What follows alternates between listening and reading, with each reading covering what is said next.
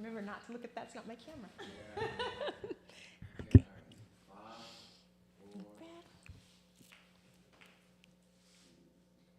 4. Hello, everyone.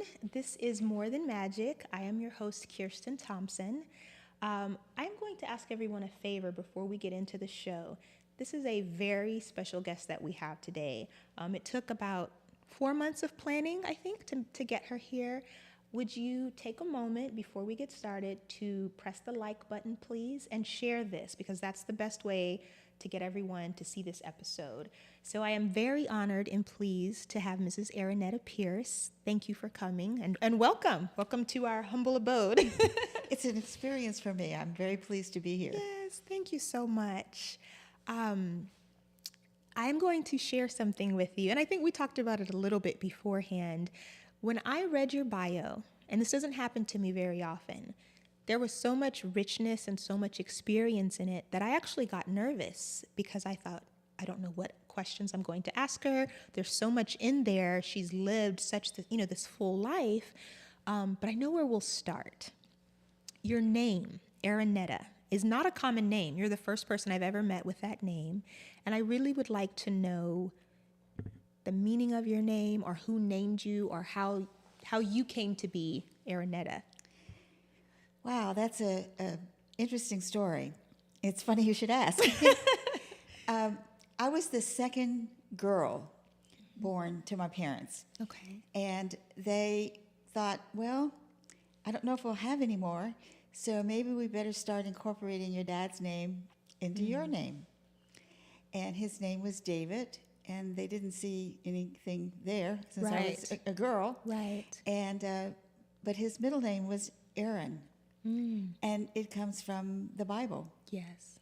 And my mother said that she actually, again, it's funny you should ask, she actually dreamed this, that she would name her daughter Aaronetta. And what a load to put on a kid. No pressure. And I just love it. I answer to anything close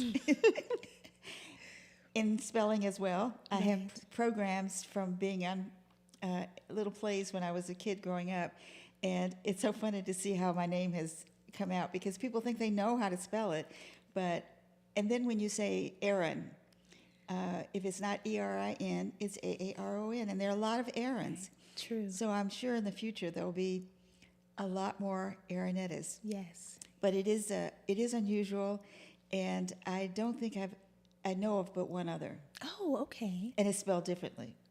So you're one of one, which it's very fitting for you, because you are a very distinct personality, and you've had very unique experiences throughout your life. So I know that you are originally from Tennessee, and now you're a Texan. What occurred during the shift to get you here? How did you and your family come to be in Texas? Well, I think that it's a long story, and there are two probably interesting parts to it. One of it is I never thought to ask my grandmother how she decided when my father was born that though they had a farm and grew cotton, and I didn't ask her how they got their own land, but I also didn't ask her why she began, when he was like 6 years old, that he would take the path of education. And, he didn't get to work as hard as many of his friends did with his hands, but he had to go wherever the schools were. And there were not always schools in his community. Yes. And my grandparents had to pay for him to live with other families in cities where there were schools. Not cities, but communities where there were schools. And that's what he did. And I cannot imagine not thinking to ask. And I would encourage anybody listening, think of questions you might ask your grandparents who are living now, and ask them, how did they come to be? What do they think of? Because they were kids once. They were teenagers once. And they had feelings and experiences and hopes and dreams. And it may enrich your life to know that I was going to be a dancer. Right. You know, that's what I was going to be. Right. And so I don't think any of them know that. Yeah. But it is something that I wish I had asked my grandparents. I just took it for granted, and they didn't talk about it, so I thought it was a natural progression. But because of that, we were in a small town in West Tennessee called Somerville. Okay. And my father was able to go to Tennessee State University. He got his undergraduate degree in agriculture. He was going to go back to that community and help farmers grow their land more proficiently. Yes. And so he did that, and I can't imagine how hard it must have been for them to afford it. I do remember him talking about homemade shirts and biscuit sandwiches. That's so Southern. I love it. And, you know, the fact that, you know, you tried to hide those things. I don't know how you can hide a homemade shirt. But my grandmother did have a good sewing background because she often made dresses for my sister and me in the summers for our school year. Yes. So we would have proper attire to go back to school. But he finished his undergraduate degree, and then he got his master's degree. And because he got his master's, the whole trajectory of our lives changed, because we moved to Nashville, the capital of Tennessee. And in that environment, we just, I still remember many things of the quiet. Control room. Can y'all pipe down a little bit? I can still remember in Somerville, you know, what it was like to go to town. Yes, I can still remember. I left when I was 6, so these are pre-6 memories. Wow. But I can remember being a little intimidated because most of the black people were in town on Saturdays when they weren't working in the fields. And I kind of remember realizing that in the drugstore where they sold ice cream cones and sundaes, there were stools there and people were sitting on them.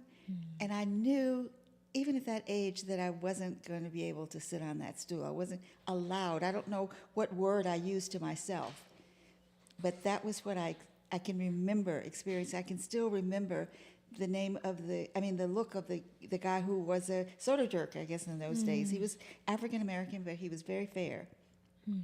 And it was just an unspoken understanding. Right.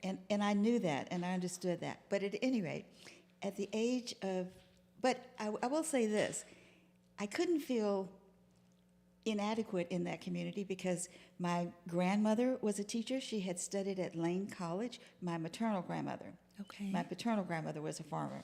Okay. Oh. And she's the one who I wish I had talked to about my father. Right. And my uncle had a funeral home, a mortuary. My grandfather, one of my grandfathers, was a minister, and my mother taught first grade, which is why I went to school at about 4 years old and finished college when I was 20. Wow. Because I just got that little head start. And so when we moved to Nashville at 6 years old, they decided that instead of promoting me to the 4th grade, they'd promote me to the 3rd grade. And so I matriculated at that age and grade all the way through. Wow. What I'm hearing, and which is really beautiful, is that you were growing up in a series of environments where the outside world was telling you, this is your place, but the people that were closest to you, your family, your elders, your tight-knit community, poured into you in a way that allowed you to supersede the outside world's expectations or the box that they might have put you in. And I think that's a lesson for all of us, really, to pour into our children, to pour into those around us, and to affirm them. That was never more apparent than in Nashville. Because in Nashville, there are the traditional things like the coal plants were on the north side of town where we lived. And I remember my mother saying, I can't put the sheets out because they come back all chalky and black. And so there was that environmental stereotype that many of our communities live with, but also in walking distance from my home was Fisk University, Okay. Tennessee State University, and Meharry Medical College. I mean, I thought at some settings everybody's name started with doctor. Right. And it was a very nurturing experience.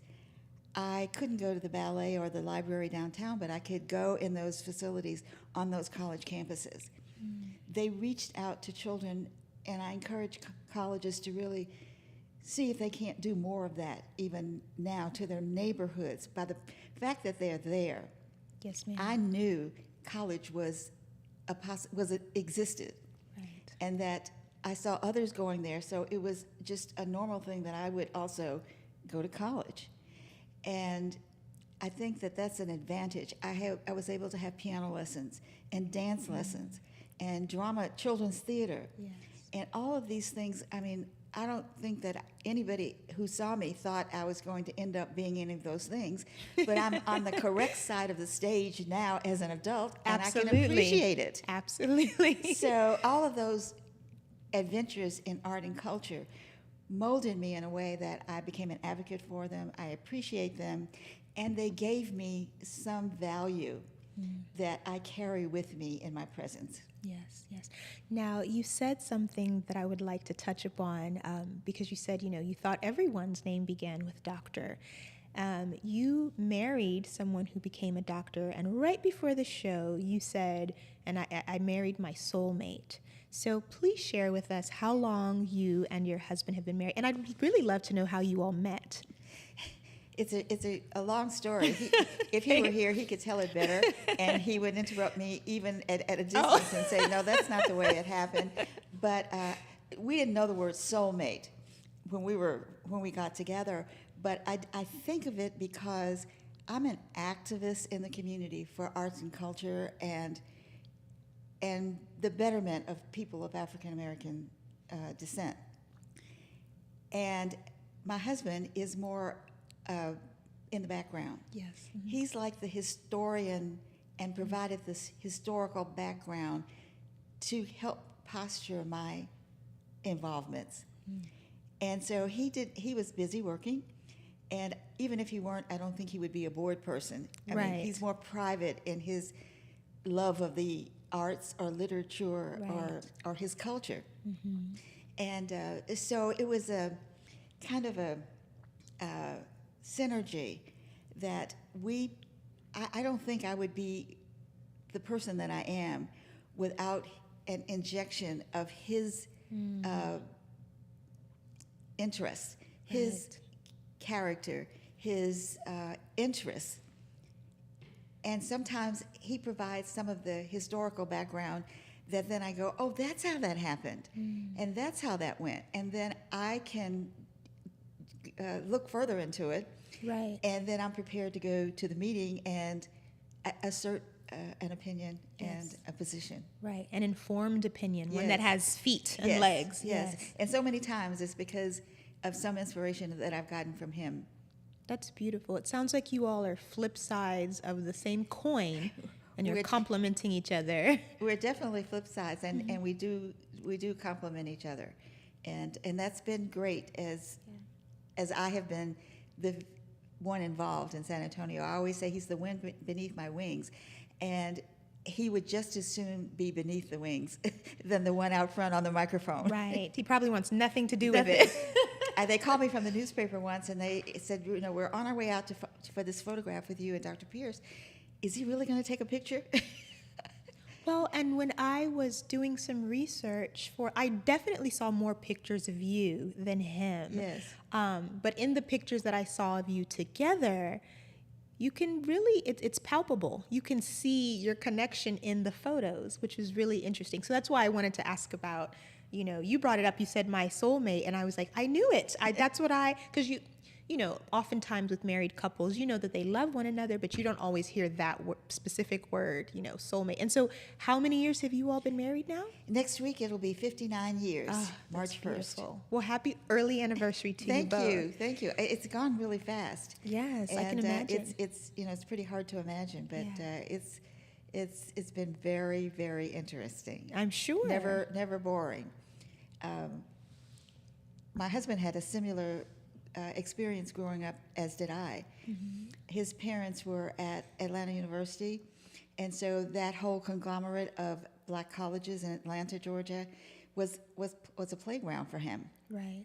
And so he understood who he was and where he came from. And I don't care what shade of color, as we come in all colors. Absolutely. I think that from within, you know who you are. And if you know who you are, then there's no telling how far you can go with it. Yes, indeed, indeed. So I love the fact that both of you all had the HBCU experience.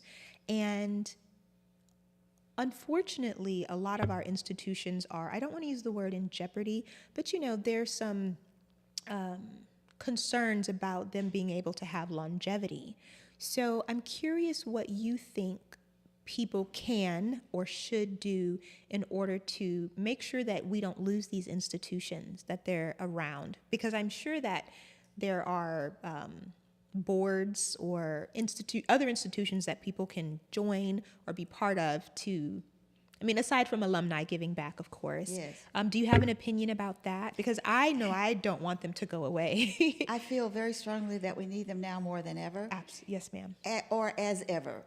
They were integral. And most people don't realize that during Reconstruction, most of them were created. I served for a number of years on the Board of Trustees at Fisk University. And Fisk was founded in 1866. And it was founded, and some of the buildings that are still on the campus were some of the barracks from the soldiers in the Civil War. Right.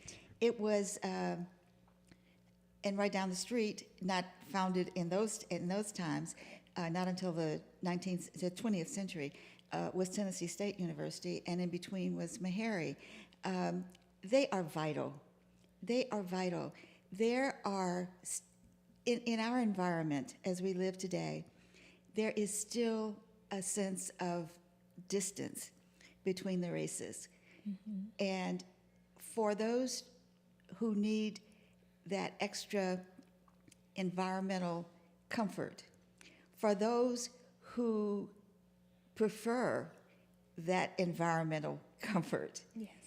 and for those who want to have a curriculum that is more African American centric, even though they teach everything that they teach at other universities, they are vital. And there are many stories of young people who bloom in those environments that would not have bloomed other places because of their comfort level or attitudes. My husband and I both had both experiences. My husband did it his way. He went first to Michigan. Oh, okay. His father had gotten his doctorate degree at Michigan in 1938 in mathematics. Wow. And he wanted his son to go to Michigan. And so my husband spent his freshman and sophomore year at Michigan. And he wasn't happy. He was also young when he went there, and it was cold. Yes. And anyway, at any rate, after 2 years of saying, I still want to come back home, then he transferred and graduated from Texas Southern University, where they were living then in Houston. Right. And he enjoyed that very much. I'm sure. It's like being home. Yes. And I did it just the opposite. I went to Tennessee State University in Nashville. I was 16 when I finished high school. So it was very comfortable for me to go there to college.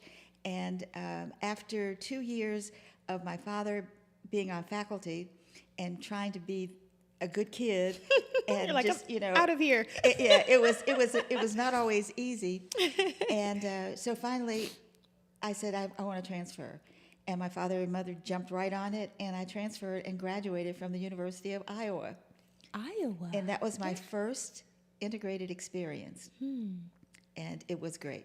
Yes. It was great. But I was glad that I had pledged Alpha Kappa Alpha sorority and done a lot of things and had the black college experience. Yes. Because I was more grounded, I was more mature, and I was ready to transfer. Yes. I don't think I would have been as a freshman. Right. Yeah. That freshman year, there's a lot that you have to unlearn and then relearn about yourself. I think, freshman year is, it's like you're kind of forged in the fire. Yes, so to yes. speak. You're exploring. You're on your own for the first time. Yes. And so much, all of that. Yeah. But I love that you were able to have both experiences, but regardless of where you were, you knew that education was imperative. Yes. It was central to who you wanted to become and what you wanted to do in life. Yes, I saw from my father's experience that because my grandmother chose the path of education, the trajectory of our lives was totally different. I don't know what it would be like now. And she lived long enough to see him get his doctorate degree at Penn State University. Oh, that's beautiful. I'm sure she was filled with joy. She was. And I don't know that I don't even know if she knew there was a doctorate. Right. She just, she wanted college. Or she wanted him to keep progressing as he got through one grade, through high school, then the next step, and so forth. And so I think, and it just shows that sometimes we just have to dream and envision. Somebody must have planted some little quick seed in her, because out of his community, I imagine there were maybe 2 or 3 his age that went to college. So it was not a community. I mean, it was near Memphis, but that was the big city. Right. And so I don't know where that seed was planted, but it certainly showed us what allows you to move ahead. Yes. I mean, you won't be rich, but you can have a good life. Yes. And a good life was what we had. For example, at the black colleges, Thurgood Marshall, Marian Anderson, all of these people came to perform and to speak. I mean, that was very I was a little jealous when I read that in your bio. It was very reaffirming. Yes. And it also was very aspiring, because I just felt like there were so many choices I had. Well, I knew I was going to be a teacher, let's face it. Right. Back to my grandmother. But I also knew that there was a bigger world, that there were opportunities. And I just think of all the friends that even at 6 years old that I left behind in Somerville, what they might have been had they had the same opportunities. Right. Wow.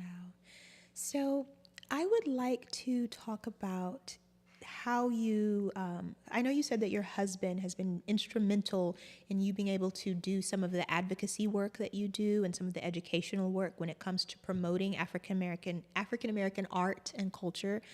I'm curious, what was your first, if you can remember your first experience with advocating that, our art be in a certain place or at a particular institution, or that an artist was given a chance to show and share their art. Do you remember your first big sort of... I do, and I've said it many times, so I'll tell my husband, just don't listen to this part, and my kids, if they're listening.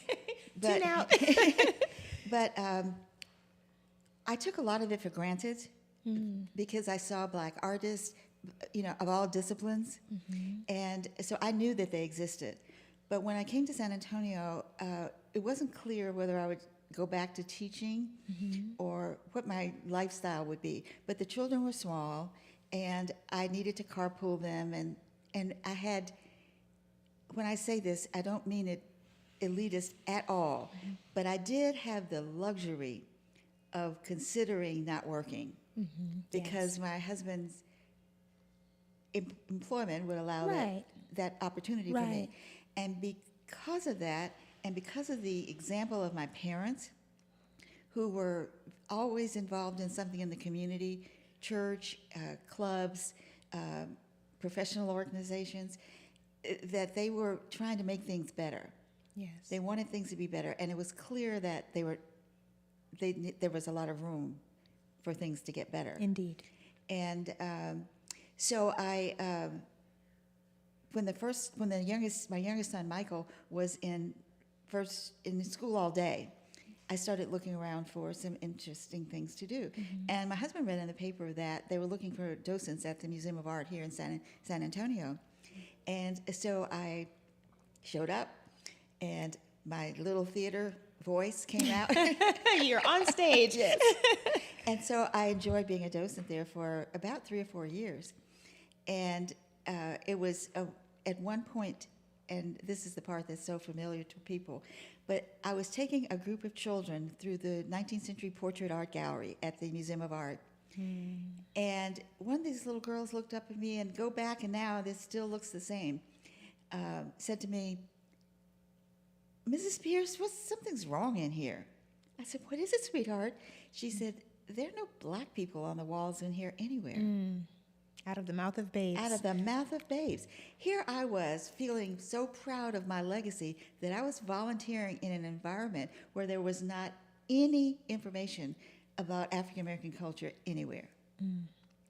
And our children go to museums by bus, not by choice, Right. because their schools have it as an activity that is deemed appropriate. Right. And she was wise enough. I was so accustomed to segregation that I just kind of thought, well, this is something I can learn from. And I love the arts. But it never occurred to me, I had been trained so well that this was not about me in this place. Right. And she saw that. Yeah. And so it just was like an epiphany. And I shared it with my husband when I got home. And before we knew it, I had been nominated to the Board of Trustees back in the 80s, which was pretty unusual. But a friend of my son was, both of them at that time were at St. Mary's Hall. And one of the mothers of their friends had come to our house to a birthday party for the children. And in our home, we had works by African American artists 4 rows high and 4 rows across on the wall in the living room. I love it. And I wasn't missing African American art, but I realized I was nobody else was getting it. Right. So my husband and I decided that one of the goals that back up. So she saw all of this art in our home, and she didn't know any of these artists. And she died a few years ago, and I'd like to think of her as not minding my adding her name to this, but her name was Alice Lynch, Alice Wyatt Lynch. And Alice nominated me to the Board of Trustees of the museum. Oh, that's wonderful. Which is unheard of, was Yes. unheard of at the time. Yes. But it happened, and nobody seemed to leave the board because I got there, and it was a great experience for me. And at one point then I raised the issue that that they were not exhibiting the works of African American art, and they were receiving tax money. And so Taxation without representation. That's right, exactly. That's saying I use it a lot and I remember it. And so, I ask others to do so as well. At any rate, I raised the issue in a board meeting, and the director of the museum heard me clearly, responsibly. And he said, "Let's meet after the meeting." And he said, and one of the wealthy patrons, Betty Maddox, was on the board. And she met with us afterwards, and they said, "We will look for an exhibit that the curators," because it's a museum process. Right. Board members are board members with certain responsibilities. But at any rate, they said, "Well, when we find the right exhibit, we will bring it here." And Betty Maddox says, and she would fund it. And that was, no fund, Wow. that was the answer. And so we found an exhibit appropriately entitled Hidden Heritage. And it was about a curator who worked with the greatest curator of African American art, David Driscoll, who died of COVID. Yes, I heard about that. And so David worked with a curator at the Bellevue Museum in Seattle, where the great Jacob Lawrence was. And they decided that he couldn't understand, the young curator, how he had a degree from a noted university, and he knew nothing about these African American artists that he was finding in books. And he called it the hidden heritage. And so David Driscoll worked with him, and they selected some 70 or 80 pieces for this exhibition, and we brought it to San Antonio. Wow. And there was a great sculpture piece by an artist named Augusta Savage, and it was a little boy. Time never changes. It was done in black marble, not marble, granite. Okay. And it was a little boy with his cap on sideways. Oh. And so this was, we're talking 100 years ago. Right, before the fad. Yes. And so I would take these pictures to different schools and tell the school children, you got to come and see Gammon. That was the name of the work of art. And they did. And they would get off the bus saying, I want to see Gammon. Yes. And I promise you, because it involved them and they connected in the museum in a way that they had not. And then they were more interested also than in going to see the Asian gallery, other galleries.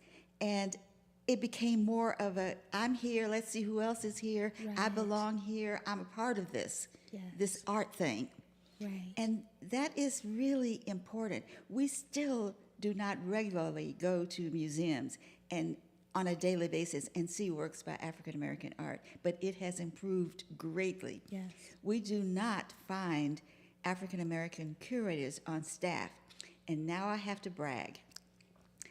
I'm on the board, once again, with the Whitty Museum. I know. You should brag, because that was long overdue. Yes, the Whitty Museum brought in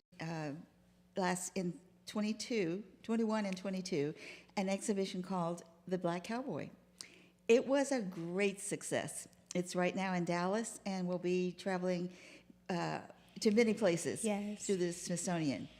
And they did a fantastic job of curating the exhibition and presenting the exhibition, having educational programs with the exhibition. It was amazing.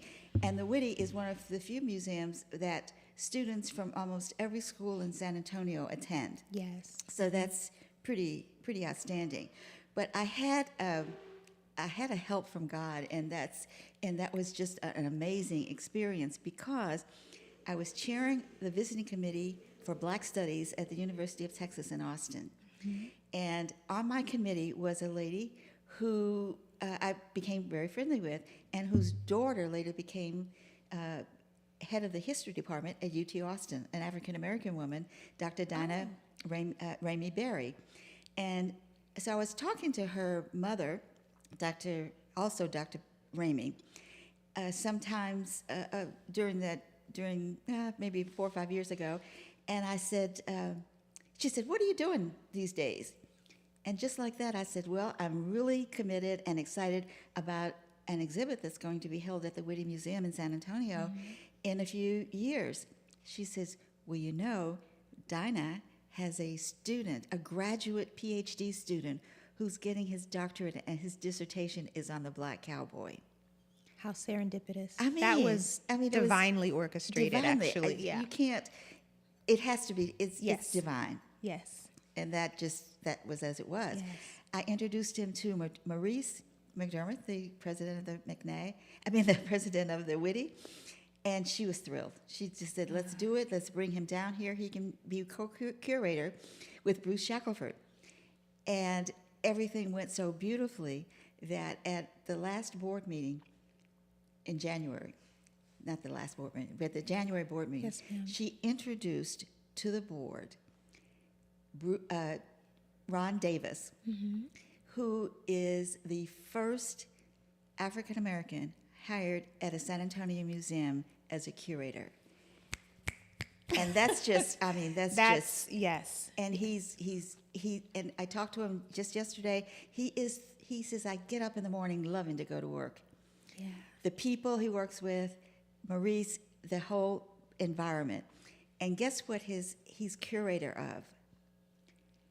American history. Thank you, because that's what our history is. It is. And it's wonderful to recognize ourselves as a group of African descendant people, Black, African American, however we want to, identify. It's great to own that identity and stand in it.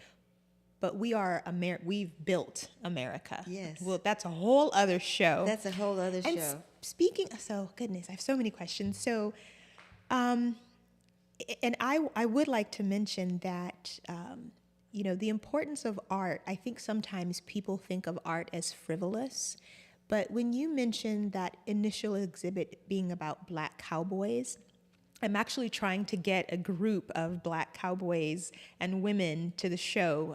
Hopefully, I've emailed them. But, a lot of people don't even understand that part of American history, that Black cowboys are not a figment of someone's imagination. There was, the groundwork was laid for a whole entire ranching, cattle industry, agriculture.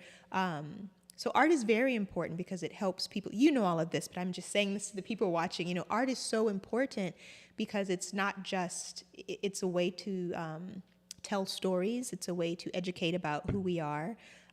So it's so reassuring to know that San Antonio is catching up. Well, I belong to the Links Incorporated, a group of Black women Yes, who do ma'am. service in the community Right. and many other things. And they have a department of the arts that they promote. And it is interesting that in their promotion of the arts, I was asked to speak on a panel at the National Convention. And I thought it was a really big deal. It was kind of, but not. It was big enough. It was big enough. Yes. And so I was calling all these people because I wanted to make sure I said some inspiring and connective things. So I asked David Driscoll, who, fortunately was a friend. I mean, Yes. life has been so good to me. Yes. And so I said, David, what should I tell them about art? He said, art is not a luxury. Thank you. It is vitally at the core of life.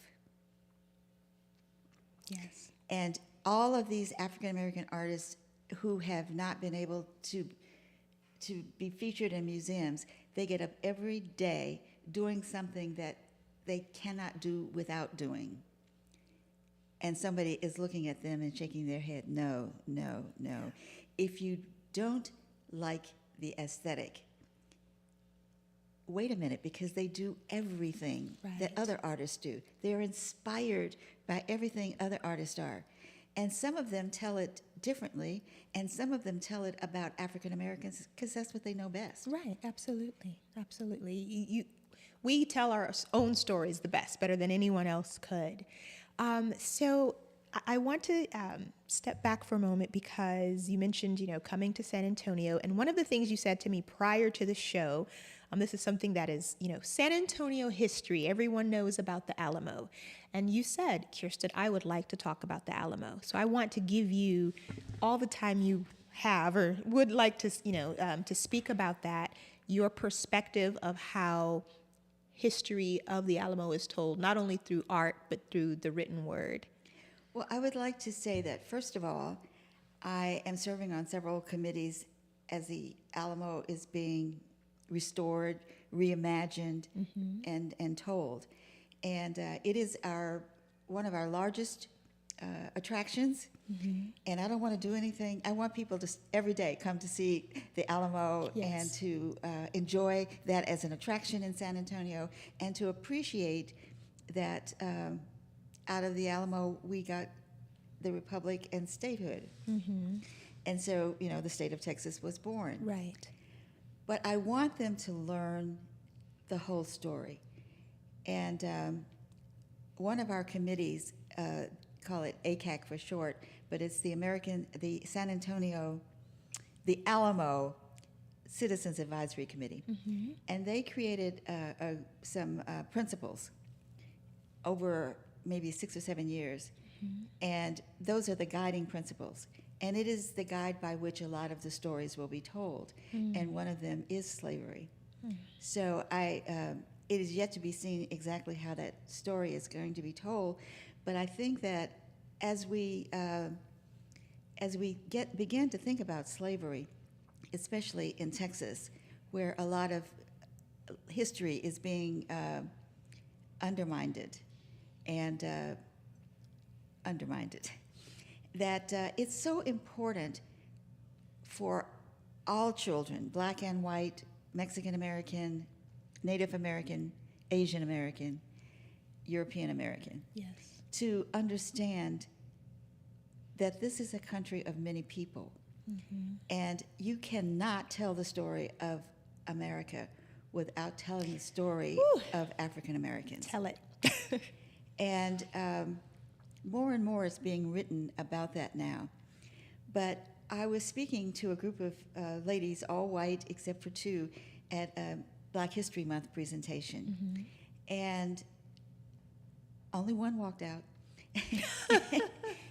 And I was talking about how we as African Americans came to Texas. Yes. I mean, that's history. It's documented fact. It's a documented fact. And so we have to know how that happened in order to feel a part of this great state. And so I was telling that story and was surprised that how many people don't know. And I didn't know it until about 10 years ago. And I took Texas history in order to teach in Texas. Right. But this is what happens when we don't know the truth and we don't tell the whole truth.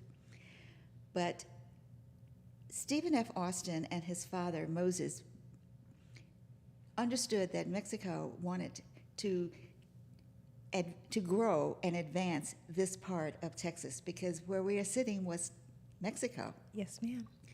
And it was far from its capital, Mexico City. And Mexico City was having a hard time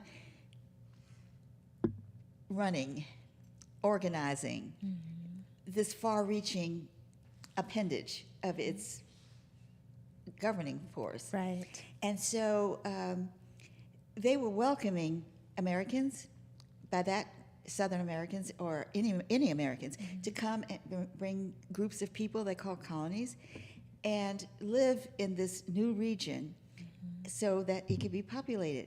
In this region already were Mexicans, and there were some free black people because Mexico had outlawed slavery. Yes. So if Africans, and they were Africans, pure Africans at that time, had been brought here, I mean, if they had gotten free, then they would come to a free state if To they live could, freely a and free flourish. space. Yes. So they had, some of them had found their way to Texas and they were living here.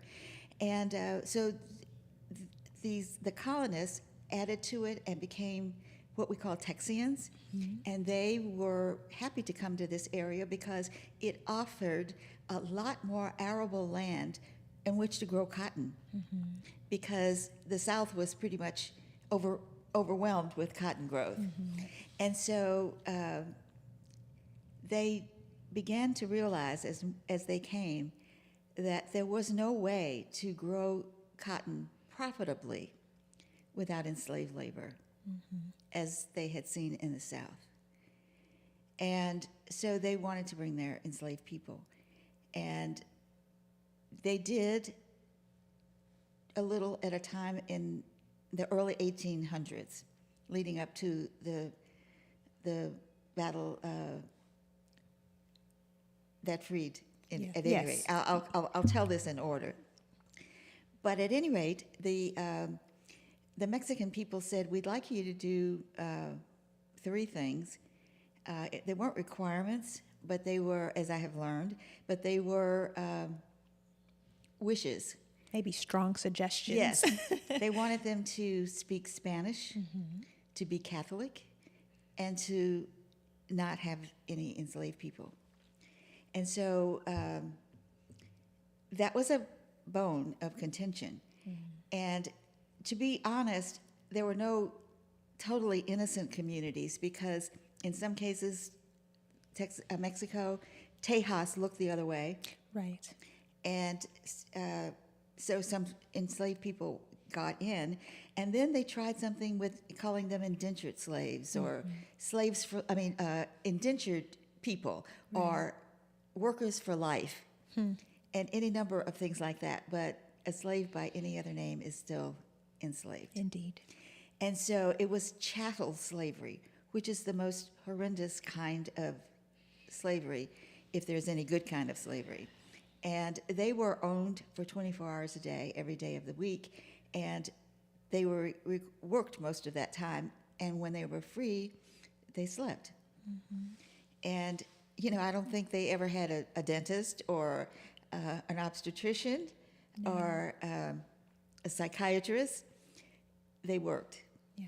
and little time for much of anything else. But that is why I just inject here now, that is why so fervently we say Black Lives Matter, because Black lives didn't matter then. They were treated more closely to animals than to, are we getting And close? human beings. Okay. Okay. And we are. Well, it's 5, so what? So the important thing was that that they wanted to make money. And do you know they were able to write into their constitution in preparing as they got Yes. further along and prepared to try to make Tejas an independent entity from Mexico, that it was so egregious, the writing in the Constitution, and it said that it would take an act of Congress to free a slave, and that even an owner could not free its own slave, Yes. and that enslaved people and Native Americans could never be citizens. So it was pretty well codified in the Constitution that this would be chattel slavery. Yes. And thank you for making the distinction between chattel slavery and other forms of slavery, because it is a common argument that, well, civilizations all over the world have had slavery. You are giving people an education right now, because there is a very strong distinction between civilizations who maybe conquered a neighboring tribe, but then took those people into their communities, but those people still had the ability to become part of the community in some capacity. They could go on and get married. They could have families. Maybe after fulfilling whatever form of servitude was, that came along with war, they could still become a tradesperson or learn some skill and live a life that had some quality. Chattel slavery, I would encourage anyone who's not familiar with that terminology specifically to do some research. And thank you so much for bringing that up, because it is quite different, and it is the most vile, dehumanizing, abhorrent form of slavery in the world. So thank you for... A professor at UT Austin came to speak, and he said that the enslaved people did not only have their bodies broken, and particularly in growing cane, which is just brutal, a finger here and there, but they broke their minds because they only cared that they did the work, and from sunup to sundown. Yes, yes. And that was their job. But in kind of putting this in perspective, in about 1830, there were 5,000 enslaved people in Texas, and by the time of the particularly the Battle of the Alamo, there were about 45,000. And about the time of the Civil War, there were in Texas about 185,000. Wow. And the population had grown as they grew plantations. And the only part of Texas that they were settling was where you find black people in largest numbers now, up the east of Texas. And somehow I remember people saying, oh, they're in East Texas. And there was a doom and a dreariness to their saying East Texas that made you feel like they knew something I didn't know. But when we think about it, so many of our ancestors came from the borderland and westward, Dallas, Yes, ma'am. Austin, San Antonio, Right. Houston. That's kind of where we cut off to some extent, but those Right. were the places that we were brought. And do you know, Texas became the largest grower of Cotton, yes. in the United States, and it was a big moneymaker because the world needed cotton, particularly Great Britain Right. was wanting cotton, and so they were on the Gulf, so the ships could come in and they would take it and all over the world, and not only did they start being the greatest of cotton, anybody can look it up. To this day, we are the largest producer of cotton in the United States. Yes, yes. It's startling, and I remember doing some research, because I work in the fashion industry. There's a particular designer, Brooks Brothers. I'll just say their name, and I was so shocked to find out that they were a large contributor to that, because not only did they grow cotton using slave labor, but they also created the uniforms for all, and I hate to even call them uniforms, Yes. they just gave them whatever, but they created the clothing for all enslaved people across the United States to wear. And so now whenever I see Brooks Brothers, I loved it in the past, now I just there's like this visceral response that I have to it. It just makes me shudder. So our producer did just tell us that it's 5 o'clock, and I know that you have things to do. I would like to shift a little bit, because you have had a wonderful friendship with someone that I have looked up to my entire life, and that is the late, great Dr. Maya Angelou. So I know we don't have a lot of time because you have to go, but I would just love to hear from your mouth what that relationship did for you, and what you experienced being someone, because I know you all were really good friends. Yes. Yeah. It is impossible to tell a short story about how I know. she influenced me. Yes. Well, she had a saying, only equals can be friends.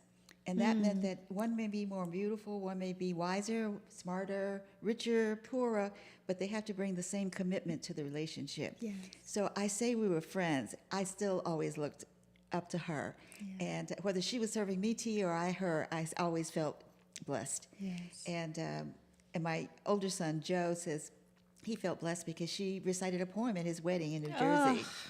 And that was, they had grown, my kids grew up under her. Yes. And so it was a gift to all of us. And she was like a sister to my husband and to me. So I think that the activism to tell the truth about our past, if I could blame it on anybody, I would say Maya brought out the activism in me, because she was all of those things. Yes. She was a truth teller. She had a saying, the truth is a stubborn fact. And I think about it now, one of the reasons that as I get so old and I have a little currency yet to spend in the community, Yes. I want to make sure that I use my time on this earth wisely, because she did. And then she Indeed. left us an abundance to read to Indeed. help us when she wasn't here. And that's a gift, and I recommend to anybody listening, start with Cage Bird and read the poems and Read everything you can. And as I gave that program in her honor after she died here in San Antonio, I reread everything. So you can read it, and then you can reread it anew from a different perspective. But from Martin Luther King to, for example, there was a big festival in San Antonio, and every entity, every organization was bringing somebody special to San Antonio. And the Carver was bringing Maya Angelou. This was about 35, 40 years ago now. And they asked us if we would host her. And we didn't think, we didn't Is there say, any answer but yes? yeah, I don't have to call my husband and say, can we do this? Right. And she connected because we gave a party for her in our home, and she saw the books. My husband is a collector of literature by African Americans, only about 6,000, and now we live in the Pierce Library. Yes. And she saw John Biggers and the arts on our walls. And she said, who are these people? And we connected. Yeah. We connected. and it stuck. And about when Martin Luther King was assassinated, he was assassinated on Maya's birthday, April 4th. And so for years she did not celebrate her birthday because they had worked together. She admired him, and we've never found another Martin Luther King.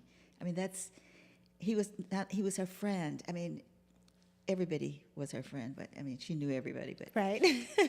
but at any rate, so she wouldn't celebrate her birthday, and as everybody knows, one of her most blessed daughters is Oprah Winfrey. Yes. And so Oprah was visiting her at her home in North Carolina. She was Maya was a professor emeritus and taught a few classes at Wake Forest. And she had a lovely, lovely home there. So Oprah said, it's just time for you to start celebrating your birthday again. Yes. Oprah and several of her really close friends who were also there. And it may have been Thanksgiving because Maya loved Thanksgiving. And they decided that we'll just have a little party. We'll start with a little party, which when Miss Winfrey says a little party. Little party. So she had it at the Wake Forest Center and had tents added on. Right. And flowers flown in from Of New York. course. And a caterer whose name I can't pronounce from, it was Beyond. it was beautiful. And she said, we need to do this. So we were invited to that first party. And, I mean, kind of her coming out, big Yes. party. Yes. And so for every 5 years until Maya died, including the April before she died in June, every 5 years, Miss Winfrey would have a party for her on her birthday and invite about 200 people of that Maya's list. Right. And that was a chance for us to meet the most incredible people I can't even in the imagine. world. Yeah. Yeah. And the thing is, there was you didn't stargaze because they were people. And I had learned through Not Maya that these celebrities. are people. These are not, they need friends, they need food, they need the same Yes. things that nourish us. Yes. And so music. And so it was a special time. She took us once for a cruise for 7 days on a private Dearborn. I can't call the name of the ship line. Dearborn Pride. Okay. And I'm a little off on It's it. okay. But at any rate, it was magnificent. We had Easter morning service on the deck with Reverend Clyde, the minister from San Francisco. Everybody will know who that is. Okay. He ministers to the homeless.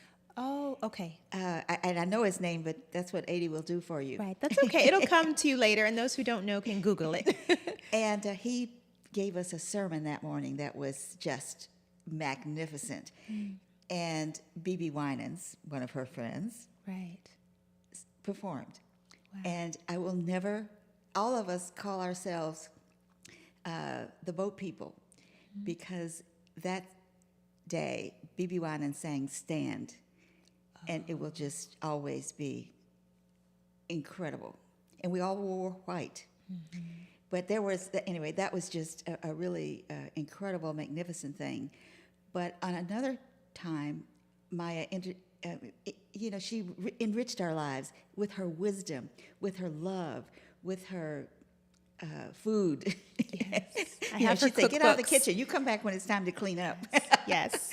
She would make food when she would come here. It was an act of love and servitude for But her. once she had a friend who everybody will recognize, Alex Haley. Yes. And Alex built a farm.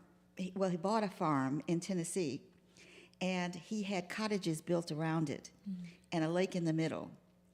And he wanted it to be a center from the original farmhouse stayed, but he wanted it to be a place where special people could come and bring their friends and have a talk, improve lives, relax, just be at home together.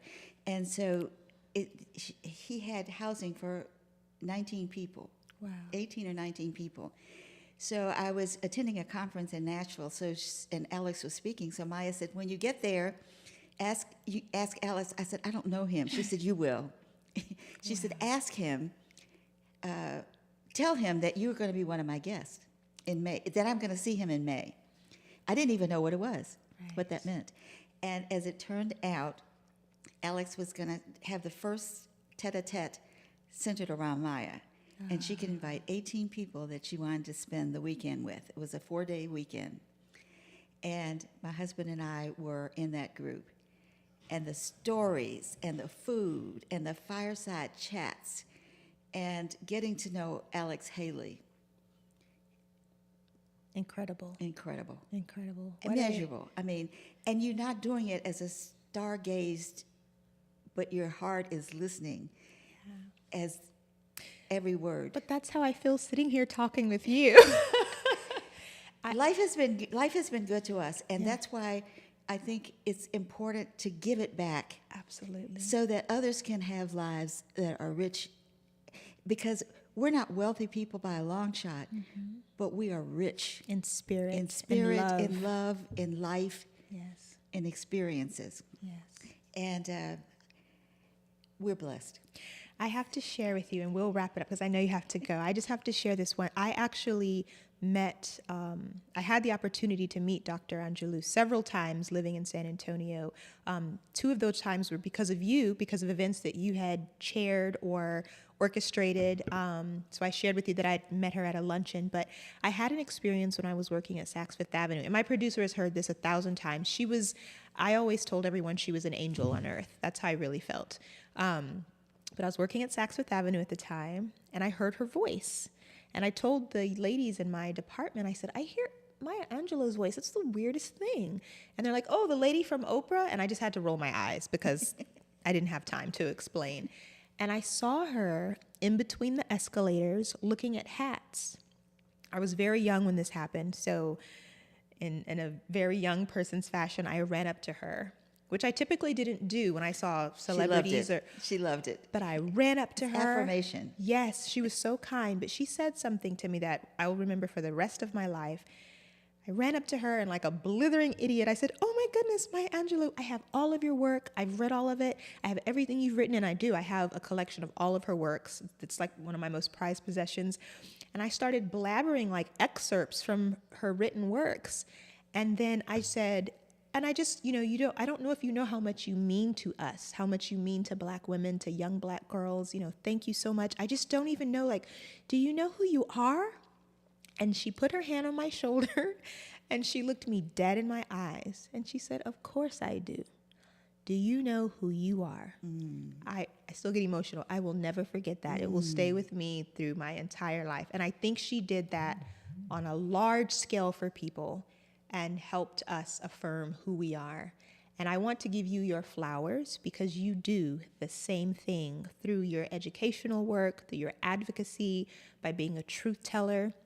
So I have to, unfortunately, wrap the interview up because you have places to be. But thank you so much for making time in your schedule. I know you are extremely busy. I know you have people probably tugging at you, wanting you to be in all sorts of spaces. So we're honored to have you here today. And I'm curious, do you have sort of a closing thought that you want to leave with us? Something that you feel we should all know, or do you have a closing thought for us? As I always do, I turn to Maya for something to say. Yeah. And as we try to tell our stories, as we try to reveal our histories, it doesn't matter. I'm not angry at somebody I don't know from the past.